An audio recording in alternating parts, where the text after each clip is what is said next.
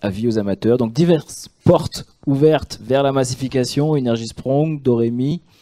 Qu'en pensez-vous? Où en êtes-vous dans vos réflexions? Je me tourne maintenant vers la salle pour que vous puissiez échanger justement avec les témoins qui sont là. N'hésitez pas à poser la première question qui est toujours la plus difficile. Passez tout de suite à la deuxième. Merci.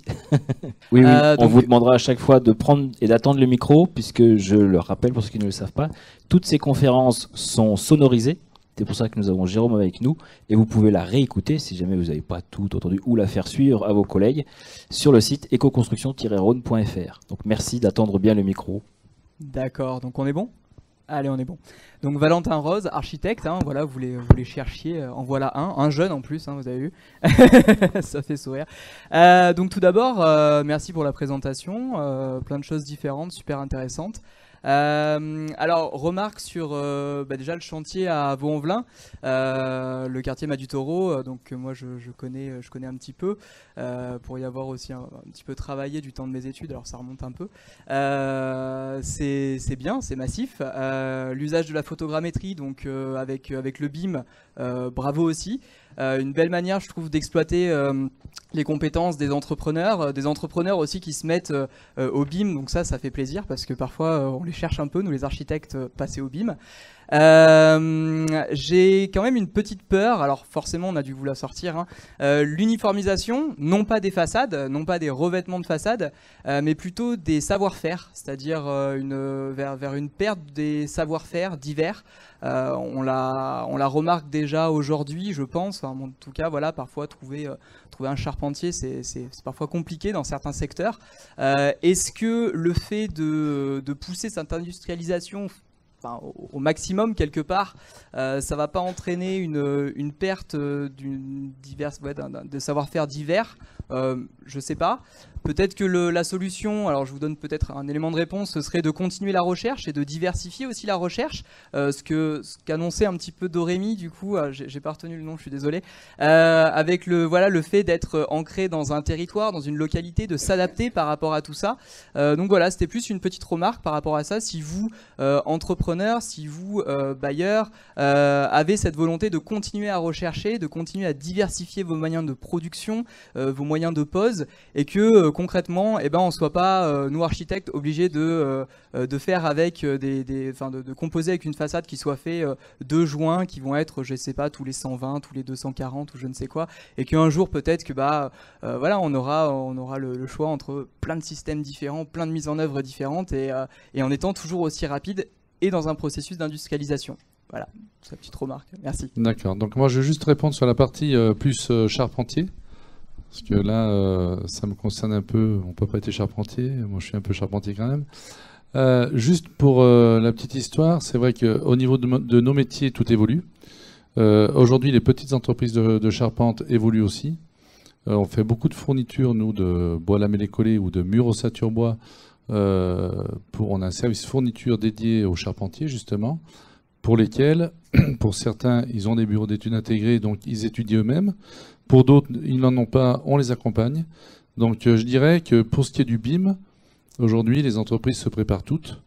Alors, aujourd'hui, on va appeler ça du 3D, on va peut-être pas appeler ça du BIM. Nous, c'est vrai que sur nos sujets, on est réellement en BIM, mais toutes les charpentes aujourd'hui, pratiquement, sont taillées sur commande numérique. Donc aujourd'hui, les dessins se font tous en 3D, et les charpentiers s'y préparent de plus en plus. Voilà, ça c'était pour la partie construction. Donc c'est vrai qu'il faut que les entreprises s'adaptent. Elles s'adapteront puisqu'il y a une évolution et cette évolution, faut qu'elle soit suivie un peu par tous, quoi. Par contre, pour l'autre partie, je vais laisser Paul peut-être plus répondre. Moi, je voulais juste rajouter un petit truc aussi. Enfin, sur le côté charpentier, je rejoins les propos.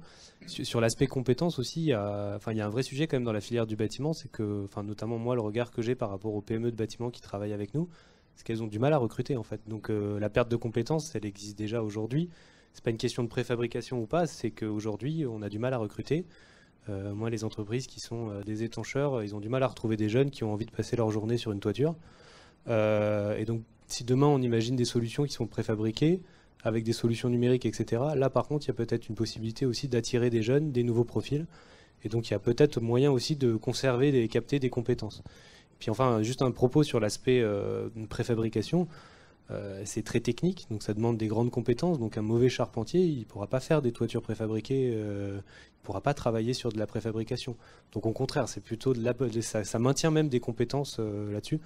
Bon, le débat, on pourra l'avoir encore après si vous voulez, mais je pense que ça conserve aussi des compétences dans la filière bâtiment. Et après, en complément, même si on fait cocorico sur nos projets, c'est un peu normal, c'est un peu nos bébés, hein, on les porte depuis un certain nombre de temps, voire d'années.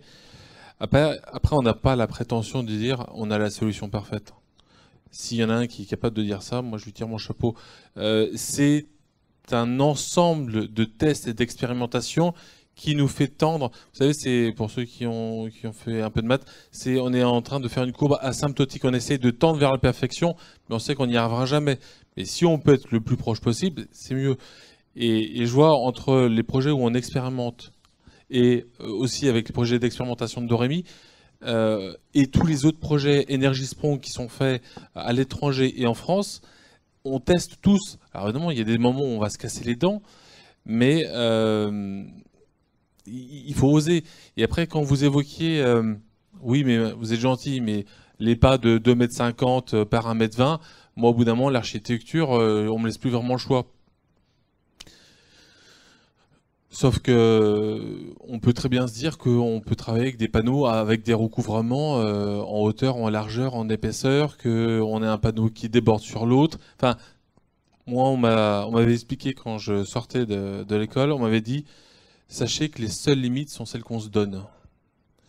Et je trouvais ça assez vrai. Donc, certes, aujourd'hui, la solution classique, c'est, vous voyez, le 2,71 m par 11,90 m, qui est une solution parce que c'est un moyen facile à transporter. Après, on peut imaginer tout ce qu'on veut. Et c'est ce que je disais encore tout à l'heure avec le parallèle avec l'automobile, c'est que j'ai pas vraiment l'impression que tous les véhicules entre Skoda, Seat, Volkswagen et autres se ressemblent toutes. Et pourtant, une grande partie ont le même châssis. Il y en a certaines qui sont des compacts citadines et d'autres qui sont des SUV. Et pourtant, ils ont le même châssis. Donc c'est ça que je trouve assez intéressant. On est vraiment dans les balbutiements, hein. On teste, on expérimente. Moi, j'ai encore un projet de 500 logements, j'ai encore 2 projets de 700 logements, plus des opérations de 20, 30 logements. Enfin, voilà, on a suffisamment de choix et de panels possibles pour pouvoir expérimenter. Et si vous voulez vraiment continuer à regarder, à gratter un petit peu là-dessus, je vous conseille de suivre le projet qui est fait par Energy-Sprong, qui est un concours d'innovation qui sera présenté la semaine prochaine lors du congrès de l'USH à Paris, où plusieurs bailleurs vont présenter justement des bâtiments qui mettent à disposition pour que justement des industriels, des petites PME, des bureaux d'études, des labos de recherche puissent tester, expérimenter, oser, avec la possibilité de se planter, mais il faut oser. Mais si on n'ose pas, c'est dommage. Voilà. Oui, bonjour. Moi, je ne suis pas un jeune architecte, hein, comme tout le monde peut le voir. Je suis retraité qui est passionné par ces questions. Et j'ai donc monté une structure pour pouvoir œuvrer et apporter ma modeste contribution à l'effort là que vous avez présenté, et qui est un thème passionnant et urgent à régler, en me référant aux larmes de la petite fille qui a été évoquée tout à l'heure. Parce que je crois qu'on n'a plus le temps. Alors,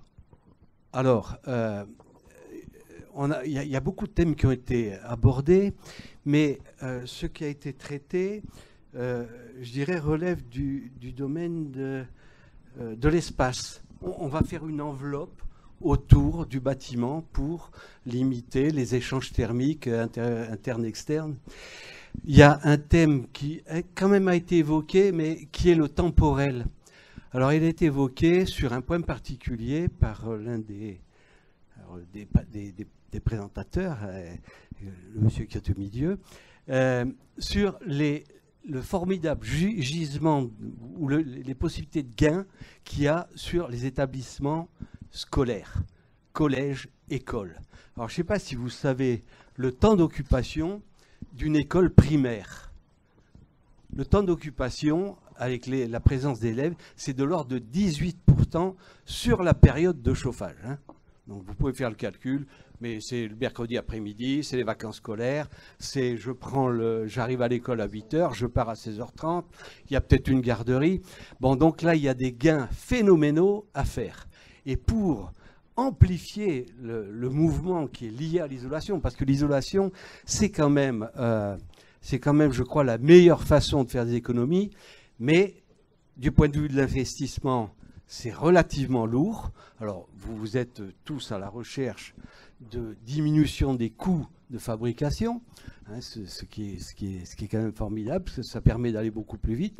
Mais si on joue sur le temps de chauffage et qu'on le joue astucieusement, et on a aujourd'hui des technologies pour le faire. Alors moi, je travaille avec une petite PME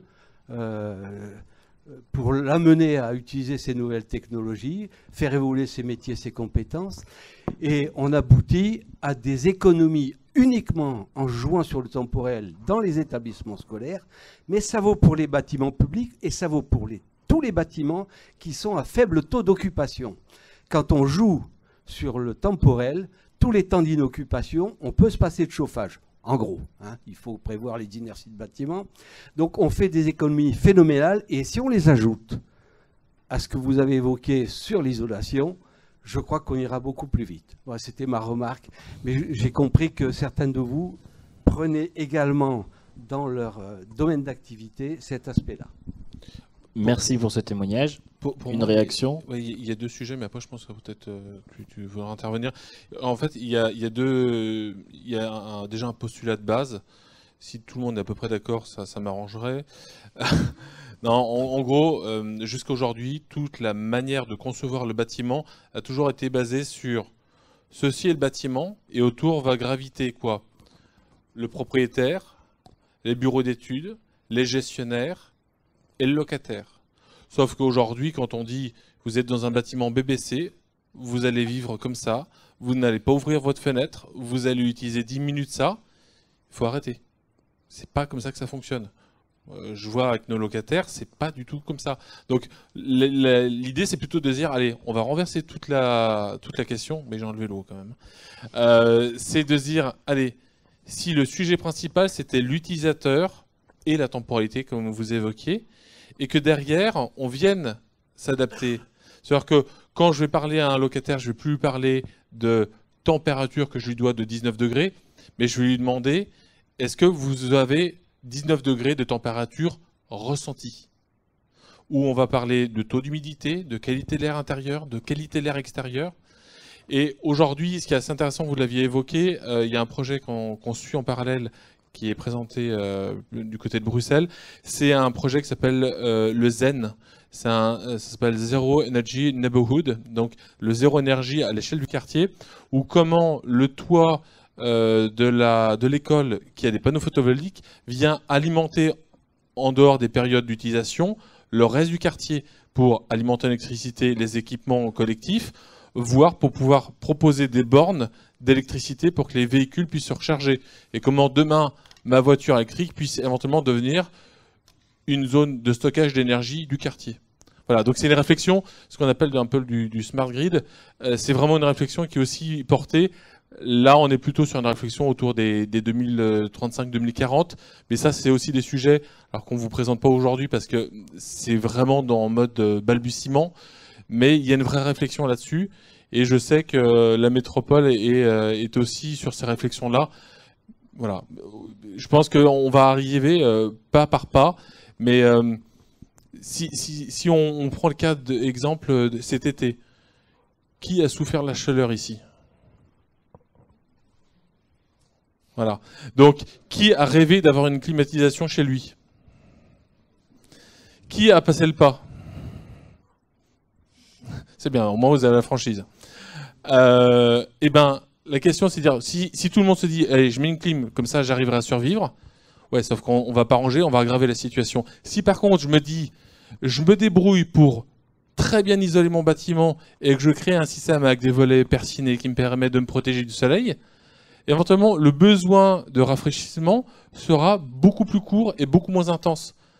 Donc résultat, si derrière en plus on arrive à enlever les îlots de chaleur et mettre des îlots de verdure pour amener de la fraîcheur en ville, on sera d'autant plus gagnant. Donc voilà, il faut vraiment changer de paradigme, changer de vision, notre manière de voir, concevoir, habiter et utiliser le bâtiment aujourd'hui. Tu en dis beaucoup, c'est bien. Je pense que je vais te laisser faire les présentations Energy Sprong à ma place, j'aime bien. Non, pour compléter un peu ce que disait Paul, c'est vrai que, comme je disais, l'occupant et la satisfaction de l'occupant est au centre des rénovations Energy Sprong, et on va s'adapter à son mode de vie et non pas lui donner des contraintes. On veut qu'il soit confortable dans son logement. Typiquement, il y a une température de consigne de 21 degrés dans le cahier des charges Energy Sprong, mais on veut que ce soit pas qu'une température de consigne, mais bien un ressenti. Si on a un dysfonctionnement dans nos équipements, qu'on a bien 21 sur notre consigne, mais qu'à l'intérieur du logement, il fait 15 degrés, bah non, c'est pas satisfaisant comme résultat. On a aussi tout un système donc on vient s'adapter au comportement de l'occupant, mais on vient aussi accompagner l'occupant pour qu'il prenne en main son logement. C'est-à-dire que l'objectif, c'est de designer des solutions qui sont facilement compréhensibles et facilement prises en main par les occupants. Et derrière, il y a une sorte de coaching énergétique qui est faite auprès des occupants pour qu'ils comprennent que forcément, s'ils ouvrent leurs fenêtres toute la journée en plein soleil en été pendant la canicule, il va faire un peu plus chaud à l'intérieur du logement que s'ils ferment les volets. Et leur donner toutes ces consignes pour profiter au mieux de ce qui a été pensé par les bureaux d'études et par les constructeurs. Parce qu'au final, faire des belles solutions sur le papier, c'est bien, mais qu'elles soient prises en main et bien utilisées par l'utilisateur, ça a quand même plus de sens. C'est un constat qu'on fait aussi de notre côté, puisqu'on a travaillé avec des chercheurs sur un projet qui est presque fini, qui s'appelle Projet Ressort, avec anthropologues, sociologues notamment, pour essayer de comprendre la vision qu'ont les particuliers, mais aussi les entreprises artisanales, de la réno performante. Donc en essayant de comprendre les préjugés, les craintes qui les freinent à engager ce type de rénovation-là. Et typiquement, il y avait beaucoup d'idées reçues sur ma maison va être BBC, je vais vivre dans un thermos, je vais plus pouvoir ouvrir les fenêtres, je vais avoir une ventilation double flux, ça veut dire que je vais vivre sous assistance respiratoire, je vais plus contrôler mon air. Donc on a travaillé sur toutes ces préconceptions-là pour essayer de voir comment on peut répondre, et finalement c'est l'expérience qui parle le mieux, c'est d'aller faire visiter des maisons rénovées, de faire prendre conscience de la réalité du confort qu'il y a à l'intérieur, mais c'est un aspect qui... Au démarrage, on est quand même très technique et on parle du bâtiment et on se profile, je pense, tous vers l'AMU, l'assistance à maîtrise d'usage, pour essayer de mieux intégrer les habitants et de mieux comprendre leur vision et de ne pas leur plaquer un bâtiment rénové en attendant à ce qu'ils l'utilisent bien, alors qu'ils ont des craintes quand même profondes sur la qualité de l'air et autres. Donc on va un peu tous sur le même chemin, je pense. Par rapport à tout ça aussi, on encourage beaucoup les entreprises et les projets à faire des maisons témoins pour entraîner les personnes à utiliser les nouveaux équipements. Et aussi, dans le cadre de la mission Energy Sprong, on va développer des petites tiny house, des petites maisons sur roulotte qui vont être déplacées en fonction des projets, des salons, pour pouvoir simuler les conditions dans un logement rénové Energy Sprong et qu'on puisse sentir réellement comment utiliser le logement. Encore une question à gauche et à droite. Et on arrive un peu au bout du timing. Et au milieu. Bonjour, Luc Fouillet, Société REP. J'ai une question concernant... donc là, vous avez fait plusieurs présentations, notamment avec pas mal d'ITE. Est-ce que vous êtes aussi posé la question sur des bâtiments remarquables, sur des bâtiments protégés, comment on peut optimiser l'enveloppe sans nuire justement à la façade, au rendu global du bâtiment? Alors, je suis désolé, je vais parler un peu technique, mais il y a un sujet moi que j'avais trouvé passionnant quand j'avais fait mes études, c'est ce qu'on appelle le diagramme de Sankey. Le diagramme de Sankey, en fait, c'est, imagine une énorme flèche qui est découpée et qui dit, bah voilà, les apports énergétiques qui arrivent dans votre bâtiment, puis après vous avez des flèches qui partent en toiture, sur les fenêtres, sur les murs, sur les sous-sols, et qui sont plus ou moins épaisses en fonction de la proportion qu'ils représentent dans le bâtiment. Et en fait, ce qu'on se rend compte, c'est que sur les bâtiments remarquables, c'est pas forcément les murs qui sont les plus énergivores, même si on peut toujours les améliorer, mais on se rend compte que les toitures sont déplorables, les isolations en plancher sont effroyables et les menuiseries sont vraiment pas très efficientes. Et dès qu'on va commencer à mettre de la menuiserie double vitrage, voire triple vitrage, il faut absolument penser à gérer la ventilation avec l'hygrométrie. Donc, quand on a fait ça, après il existe des solutions assez intéressantes. Il y a un produit qui existe, qui est suisse, qui s'appelle Fixit, qui est un produit à base d'aérogel, et c'est un enduit qui vous permet, sur une façade classée, mes confrères de Grand Lyon Habitat l'ont déjà utilisé sur le quartier Tony Garnier, dans le 8e.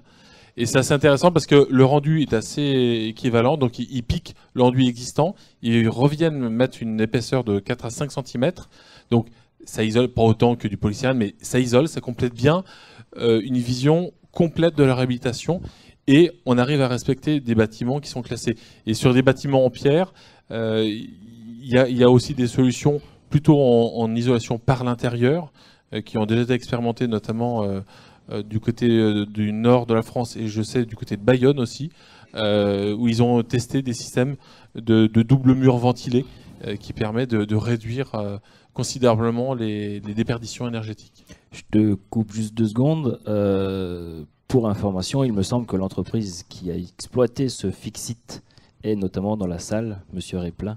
Si vous voulez avoir son retour d'expérience par rapport à ce produit, il est là. Myriam, oui. Alors, je voulais parler de certains projets sur lesquels on travaille, notamment par exemple la réhabilitation des bâtiments historiques. Et on a toujours un problème avec la réhabilitation des bâtiments historiques, étant donné qu'on ne peut pas toucher à l'aspect actuel du bâtiment. Donc, il y a des méthodes de réhabilitation avec les doubles fenêtres, auxquels actuellement on peut rajouter des matériaux à changement de phase. Donc ça permet d'améliorer le confort estival tout en gardant l'aspect esthétique des bâtiments historiques. Et lors d'une réunion de projet en Slovénie, on avait remarqué qu'il y avait un grand nombre de bâtiments historiques qui sont réhabilités avec des doubles fenêtres et avec ces matériaux à changement de phase. Ou par exemple avec une isolation par l'intérieur, mais il y a aussi des contraintes pour l'isolation à l'intérieur parce qu'il faut prendre également en compte l'espace intérieur et que ça... Généralement, actuellement, la solution la plus efficace et qui est couramment utilisée, c'est les doubles fenêtres, étant donné que la plupart des déperditions aussi thermiques se font à travers les espaces vitrés. C'est une question qu'on se pose aussi, qui nous est souvent posée quand on est dans des secteurs ABF ou autres. La photo que j'avais mise, c'était une rénovation qu'on a fait sur une maison à Romans-sur-Isère, donc une ancienne ferme en galets de la Drôme, donc un aspect patrimonial important, en belle pierre, quoi. Et donc là, la question, c'était comment on s'adapte. Donc on a fait une partie, cette partie-là, donc qui était le volet patrimonial, on l'a fait en ITI. Et l'autre partie qui était finalement une extension de la maison qui avait été faite derrière quelques années plus tard, qui avait beaucoup moins de cachets, a été faite en ITE. Donc on s'adapte aussi selon les cas. C'est là où on est un peu sur du sur-mesure selon les cas. Et c'est sûr qu'on essaie de faire du compromis. En Alsace, on a des maisons à colombage ou dans des maisons ou dans des villages super sauvegardés avec un prix de l'immobilier alsacien qui est super élevé. Donc une réticence à faire de l'ITI et à réduire la surface intérieure. Donc bon, on fait au mieux comme on peut. Eux, ce qu'ils trouvent là-bas, c'est d'avoir des combles tout le temps aménagés pour optimiser la surface utilisée. Voilà, donc, mais en tout cas, faire du panachage ITE, ITI, ça se fait, c'est un peu exotique parfois pour les entreprises et un peu plus complexe à gérer de faire un projet en ITI, mais ça se fait, quoi. Et juste pour compléter, nous dans le projet ESOP, on réfléchit aussi à gérer justement certaines façades qui sont peut-être classées, qui donnent sur rue, voire qui sont en limite directement sur la voirie. On ne peut pas aller poser des panneaux préfabriqués. En fait, on a un architecte qui travaille avec nous dans le cadre du projet, qui nous accompagne justement sur certaines typologies architecturales et certains points singuliers comme ça. Et donc en fait, l'idée, ça serait, souvent on a des immeubles où il y a une façade patrimoniale, notamment dans les centres urbains, et par contre l'intérieur, au niveau de la cour, il n'y a rien et c'est brut, et là on peut aller mettre des panneaux préfabriqués par exemple. Et en tout cas, côté Opéren, un des CPE qu'on a livré l'année dernière, c'était avenue des Belges qui donne sur le parc de la Tête d'Or, boulevard des Belges, pardon, qui donne sur le parc de la Tête d'Or, donc façade classée, etc. Donc on n'y touchait absolument pas, on a juste changé les pierres de parement. Et par contre, à l'intérieur, dans la cour intérieure, on a fait de l'ITE pour justement pouvoir garantir les économies d'énergie par la suite. Allez-y. Oui, bonsoir, Michael Serrault, GRDF. Une question assez générale. En fait, par le passé, on a fait de grosses campagnes d'isolation de notre patrimoine pour aller chasser les gaspillages et éviter les déperditifs. Et on sait aujourd'hui en fait qu'on a fait que augmenter en fait l'impact environnemental en faisant ces actions-là. Donc la question, c'est au travers de cette expérimentation, notamment au niveau du quartier Noirettes, si la massification, si vous avez évalué en fait que cette massification a apporté en fait une réduction de l'impact environnemental d'un point de vue des émissifs GES. Alors, sur le secteur Noirettes, nous sommes sur un secteur avec du chauffage urbain qui est sur de la... Alors, il y a un peu un mix. Il y a du gaz, il y a de la chaufferie bois et il y a de la cogénération. Alors, je crois que la cogénération, ils sont en train de l'arrêter. Donc, il y a un mix. Ce qui est clair, c'est que quand nous, on a prévu dans le projet, on a fait nos études. Donc, vous savez, vous avez ce que le bureau d'études vous annonce, puisque vous annoncez aux locataires, qui des fois, il y a un petit décalage. Et nous, on a annoncé environ 40% de baisse de consommation de chauffage. Donc ça va avoir un impact direct sur le volume que l'on va consommer auprès de notre fournisseur d'énergie, de calories. Et ça tombe bien parce qu'on était en pleine période de renégociation. Il y a eu une nouvelle négociation de délégation de services publics, de DSP. Et au moment de cette renégociation, on avait prévu justement des contrats à la baisse pour tous nos programmes pour pouvoir justement adapter au plus juste des besoins de nos bâtiments. Après, il y avait peut-être la question de l'énergie grise embarquée dans les isolants. Je pense qu'il y avait ça aussi. Je pense qu'il y a un vrai sujet là-dessus parce que tout isoler avec du PSE, au bout d'un moment, déjà pour des questions de transfert de vapeur, puis pour des questions de bilan énergie grise, ça ne va pas être forcément acceptable. Enfin, en tout cas, nous, dans le cadre du projet ESOP, on se force justement à aller chercher des matériaux avec des isolants en fibre de bois, on est sur des panneaux bois, des choses comme ça. Même s'il y en a dans notre groupement qui aimeraient bien tester des polymères, des choses avec des nids d'abeilles, des composites, etc. Mais en fait, tout ça, dès qu'on analyse sous le prisme émissions de GES, voire juste de coût, parce que parfois c'est rédhibitoire aussi au niveau du coût, on voit que ça passe pas les barrières. Sans parler de sécurité incendie aussi, parce que dès qu'on commence à mettre trop de plastique sur des façades, il peut y avoir des petits problèmes. Et c'est vrai que nous, vu qu'on imagine des solutions quand même dans le temps long, et derrière, le projet il va finir en 2022-2023. Derrière, on aura des produits développés. En 2022-2023, on espère que les pouvoirs publics auront mis quand même des restrictions sur le PSE, sur des...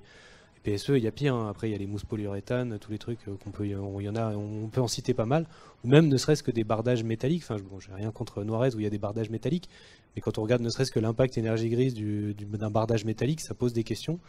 Et c'est vrai que nous, on essaye à chaque fois de proposer des isolants biosourcés. Moi, dans tous nos projets, on essaye de varianter, de proposer des isolants biosourcés. Les façades, quand on peut, on essaye de proposer du bois ou des matériaux qui sont plus respectueux, on va dire. Après, on n'a pas toujours c'est le maître d'ouvrage qui décide. En copropriété, on est souvent au prix. Et quand les copropriétaires regardent que le prix, ça tourne souvent sur du PSE. Enfin, c'est ce que je vois en copropriété, quoi. Après, quand on est sur des groupes scolaires, avec des décideurs publics ou avec des bailleurs sociaux qui ont une vision peut-être un peu plus élargie des enjeux, pas juste le budget euro, c'est normal que des copropriétaires s'intéressent quand même juste à l'euro aussi, hein, parce qu'ils vont devoir le sortir de leur poche. On peut aussi aller sur des matériaux plus qualitatifs dans d'autres marchés. Tous ces isolants, je fais juste un petit complément, tous ces isolants qui sont assez énergivores, au bout d'un moment, ils interrogent, ils sont pas illégaux, ils sont tout à fait légaux, mais au bout d'un moment, est-ce qu'ils sont acceptables socialement parlant? Eh ben, je vous donne un exemple. Mon neveu, on va faire des courses, hop, je prends un paquet de pain au chocolat. Il a 5 ans. Il prend le paquet, il le remet. Je dis, t'aimes pas les pains au chocolat? Non, il leur prend un autre, il dit, non mais celui que t'as pris, il y a trop d'emballage. Il a 5 ans. J'ai rien fait, j'ai pas fait de prosélytisme dessus, non, il a décidé tout seul. Donc, non, mais c'est ça qu'il faut se dire, c'est que ce qui est légal n'est pas forcément acceptable, ou ne sera peut-être demain plus acceptable. Et si on veut y arriver, il faut tester. Il y a encore 2 ans, les isolants bas carbone, autant dire que faut aller chercher pour les trouver. Là, ils commencent à se développer, il y en a de plus en plus qui commencent à avoir des avis techniques. Alors, c'est pas sur des grandes hauteurs, c'est voilà. On teste, on expérimente, il commence à y en avoir certains. On a le cas des bouteilles de plastique recyclées. Il y a l'isolant qu'on va utiliser aussi, l'isolant à base de fibres de bois avec Zolpan.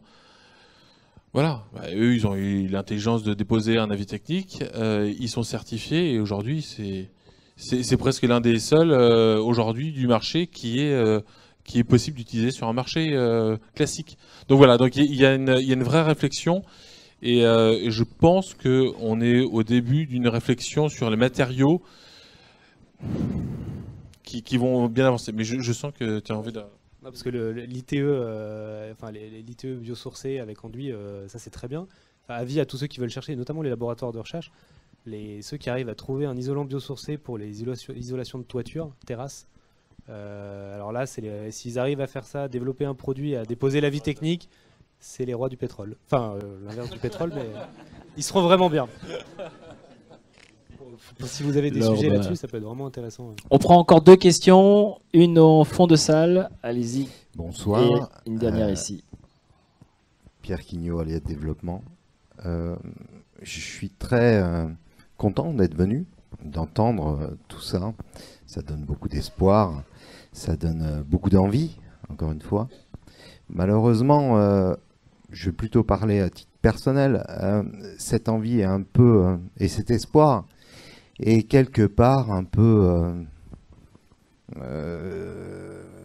contraint, et aujourd'hui de plus en plus, comment dirais-je, voilà, la vision est plus sombre. Pourquoi? On y expérimente beaucoup, ça fait 12 ans qu'on expérimente, on expérimente, on expérimente, on court en avant. Il y a 12 ans, il y avait le Grenelle de l'environnement qui avait donné un élan quand même assez sympathique à tout ça, aussi dans ce but de massification. Collectivement, tous, et ben finalement, est-ce que ce ne serait pas un constat d'échec? On n'a pas massifié, on se crée. Alors, à des fins tout à fait respectables, l'énergie grise, des machins comme ça, c'est très bien. Je suis parfaitement conscient de tout ça. Mais en tout cas, est-ce que un jour, on peut essayer collectivement aussi de se dire, bon, posons-nous la vraie question. L'urgence depuis 12 ans, elle n'a fait qu'augmenter. La massification, elle n'a pas été là. Alors, on a une espèce, mais je pense que c'est très français aussi, de course en avant vers de l'expérimentation.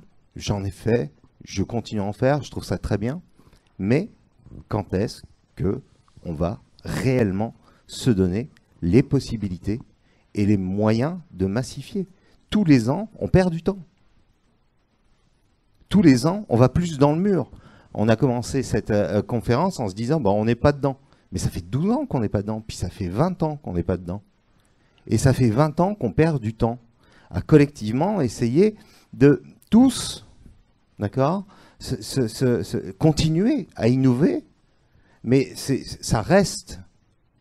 Alors c'est très bien, 1000 logements, je trouve ça formidable, mais ça reste carrément peanuts par rapport aux vrais enjeux.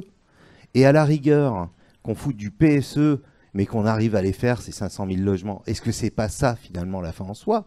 Peut-être. Je suis pas sûr qu'il y ait des réponses, après tout dépend de l'angle.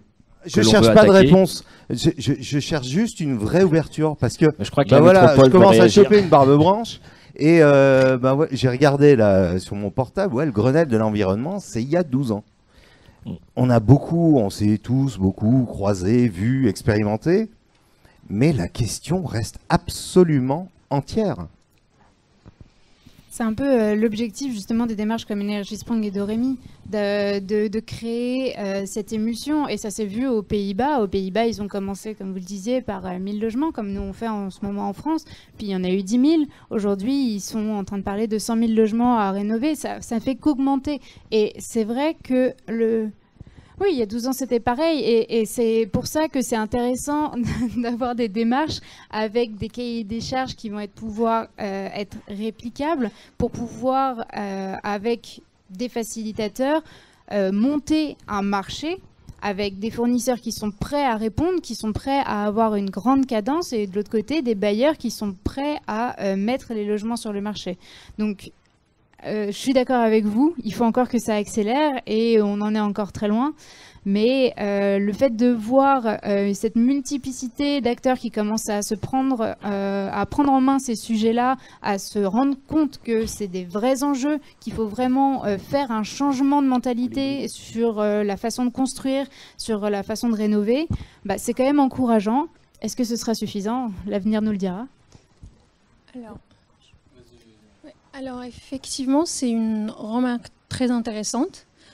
Chaque année, nous avons des objectifs chiffrés et ambitieux, mais je pense aussi qu'il manque également un suivi de la dynamique de rénovation énergétique. C'est-à-dire, on annonce 500 000 logements à rénover par an, mais derrière, il y a un manque de connaissance du parc du bâtiment. Il y a un manque de retour d'expérience. Ça veut dire chaque année, par exemple dans des sources de données, on trouve un nombre de bâtiments réhabilités, par exemple. Bon, qui n'est pas suffisant pour arriver aux objectifs de 2050, mais cette information n'est pas assez détaillée. Par exemple, dans le cadre d'un projet, il s'agit d'analyser le marché de rénovation. Dans le cadre de la France, on a trouvé l'information. On trouve, par exemple, un nombre de bâtiments réhabilités par an. Mais cette information est très éparpillée, ce qui complique déjà l'analyse, le retour d'expérience. On ne sait pas si ce nombre de bâtiments ont été rénovés comme annoncé dans le cahier de charges, quel est l'impact sur les consommations énergétiques, quel est l'impact sur la performance, la nouvelle performance énergétique du bâtiment. Je vous donne par exemple l'exemple de la Slovénie. L'exemple de la Slovénie, en fait, toutes les données de rénovation énergétique sont concentrées dans un seul organisme. Donc nous avons le même type d'information. Ça facilite l'analyse du marché de rénovation pour pouvoir ensuite proposer d'autres alternatives, un retour d'expérience, l'implication de l'ensemble des acteurs. L'État a annoncé récemment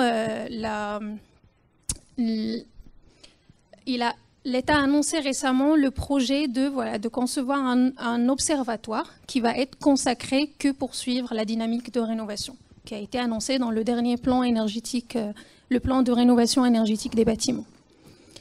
Donc, dans le cadre de ce projet, actuellement, on a collecté beaucoup de données, mais il reste à réaliser une analyse sur la qualité de ces données, sur la méthode de collecte de ces données.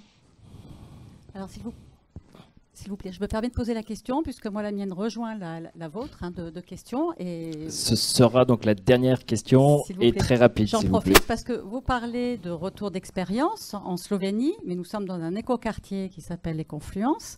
Un écoquartier, quel est le retour d'expérience que l'on peut avoir sur cet écoquartier? En quoi, il y a 15 ans, vous avez pu utiliser cette expérimentation? Et n'est-ce pas resté qu'une expérimentation? Ou est-ce que ça vous a servi dans vos recherches à l'heure actuelle? Parce qu'effectivement, on entend parler beaucoup de recherche, beaucoup de financement de recherche, mais à quoi sert la recherche d'il y a 15 ans qui a été faite ici? Avec du chauffage urbain, avec tout un système qui était expérimental, européen. Voilà, ça reste une expérience. 15 ans est passé.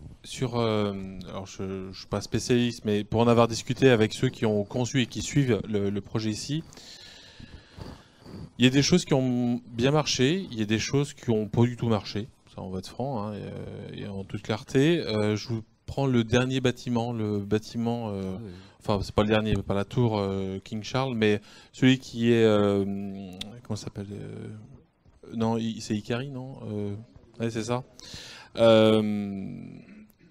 C'était au corps cette fameuse méthode où on disait, alors l'occupant il va vivre de telle heure à telle heure, il va pas ouvrir sa fenêtre, mais ils avaient poussé le vice tellement loin au pas de la seconde même où je viens amener la chaleur, le chauffage, je vais mettre des systèmes de bouclage, je vais faire tout pour que les consommations soient réduites. Et ben aujourd'hui, on a un système qui dysfonctionne fortement parce qu'on ne tient pas du tout compte de l'utilisateur. Puis quand l'utilisateur ouvre sa fenêtre en grand pendant une journée, ça dézingue tout le système. Et les systèmes ne comprennent pas.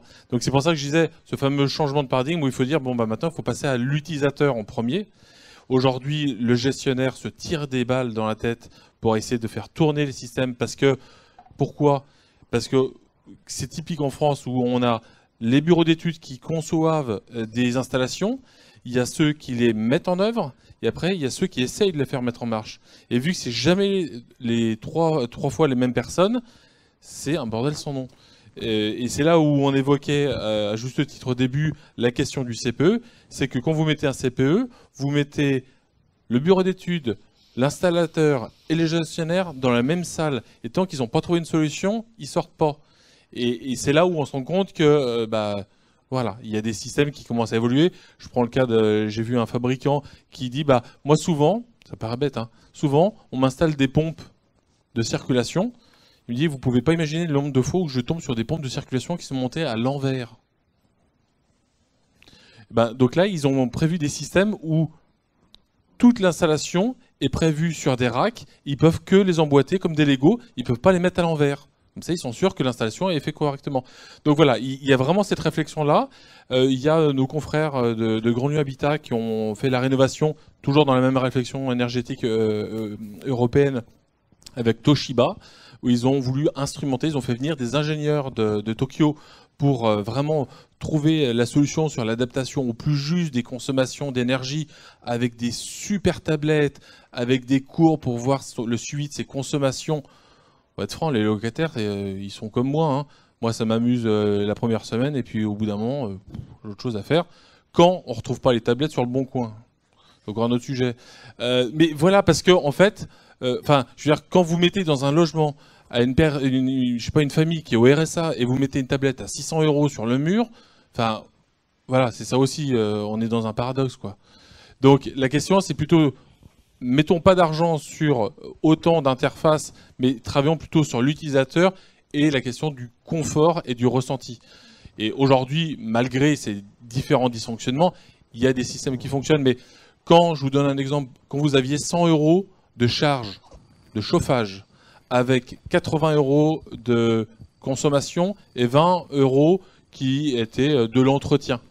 Aujourd'hui, on se retrouve avec des charges qui vont être autour de 50 € avec 5 ou 10 € de consommables, mais 40 € d'entretien. Au bout d'un moment, les installations elles coûtent plus cher en entretien qu'en consommation. Et on fait tellement des usines à gaz qu'au bout d'un moment, est-ce qu'on ne ferait pas plutôt des systèmes plus classiques mais plus efficient. Enfin voilà. Je dis pas qu'on a la solution. Je dis qu'on est itératif. Après, je rebondis sur ce que tu as dit, Pierre. Je suis 1000 fois d'accord avec toi. On est à la ramasse totale et on va droit dans le mur.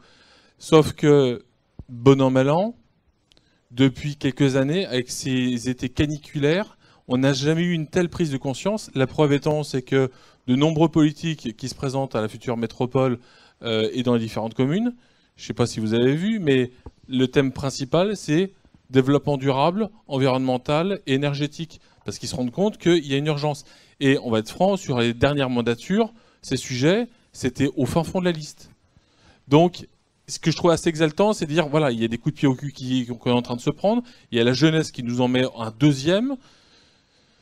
Il faut qu'on arrête d'expérimenter, il faut qu'on y aille franco. Je suis d'accord. Ouais. Je voulais juste réagir très rapidement sur la question de monsieur sur la massification qui est importante.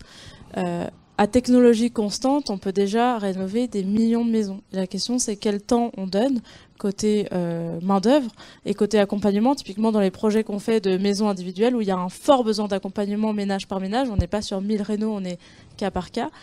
L'accompagnement aujourd'hui se fait grâce aux collectivités locales et il y a une prise de conscience des enjeux. L'État se fixe des objectifs toujours plus faramineux, par contre, réduit les moyens.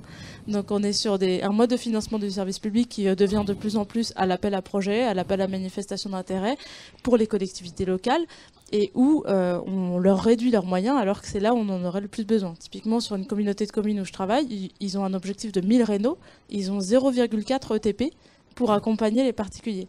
Donc 0,4 ETP en enlevant les congés et autres, ça fait très peu de rénaux par an. Sachant qu'on est en moyenne entre 1, 2, 3 jours d'accompagnement par projet de rénovation, tellement il y a de questions des particuliers, et on fait face à des freins parce qu'on a l'impression de nager à contre-courant, puisqu'aujourd'hui il y a les opérations à 1 euro, il y a toute l'ouverture qui a été faite en partie par les pouvoirs publics, mais par d'autres, vers d'autres types de rénovations vers lesquelles on ne veut pas aller, et qui freinent complètement et qui brouillent les messages. Donc on avance à contre-courant avec des objectifs de plus en plus importants et de moins en moins de moyens publics. Donc nous, ce qu'on a trouvé cette année, c'est de remplir un programme C2E, certificat d'économie d'énergie avec l'État, pour aider les collectivités à cofinancer ces actions-là. Mais ça reste du projet de 2 à 3 ans sans visibilité plus importante. Donc nous, on a fait des arbitrages en interne en se disant entre l'état existant d'une maison d'avant 75 non isolée et une maison où il y a du biosourcé, ce serait le top. Mais entre de l'existant et une maison où il y a du polystyrène, on préfère autant rénover même s'il y a un peu de polystyrène. Et donc aller de plus en plus vers le biosourcé si possible et le bas carbone. Mais par contre, l'avant-après, il est inévitable. On a intérêt à rénover et à panacher le type de matériaux et à réduire cette contrainte parce qu'on a déjà tellement de contraintes de financement et public ailleurs que si en plus on met une contrainte de matériaux, les projets ne sortent pas. Donc on est allé sur un principe de réalité qui n'est pas satisfaisant à ce jour-là, mais qui est réel. Merci. Allez, quelqu'un a dit que les seules limites que l'on se donne sont celles que l'on se donne, ou que les seules limites sont celles que l'on se donne. Vous voyez, je crois que je suis arrivé à bout. En tout cas, je vous la donne, cette limite. Elle s'achève maintenant, donc notre 5 à 7. Merci beaucoup à tous nos intervenants, à tous nos témoignages. Merci aussi à Techniwood. Désolé Béatrice, on en reparlera du schéma directeur des énergies qui était un acte fort dans la massification. Et on a déjà parlé à la dernière version des 5 à 7, du CPE et autres démarches éco-rénov'. Et donc je vous rappelle que vous retrouverez tous ces éléments sur le site ecoconstruction-rhône.fr, les diaporamas avec le son, et que la prochaine édition sera le 21 ou le 28 novembre, à préciser, vous serez avertis, et portera sur la future réglementation environnementale 2020 avec un focus justement matériel.